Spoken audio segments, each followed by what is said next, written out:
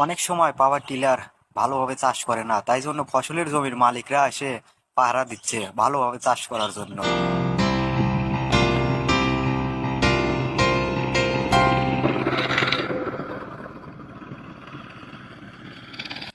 আপনারা যারা গ্রামগঞ্জে থাকেন তারা অবশ্যই জানেন, যখন পাওয়ার টিলার এই ফসলের জমি চাষ করা হয় তখন অনেক পাখি এসে মাটির তলে কিছু ধরে খায়, দেখতেও অমায়িক চমৎকার।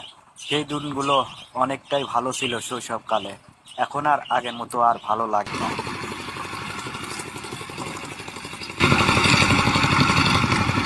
আসলে গ্রামগঞ্জের পরিবেশই খুব ভালো লাগে, খোলা আকাশের নিচে কত সুন্দর পরিবেশ, মনোরম সুন্দর, দেখতে খুবই ভালো লাগে।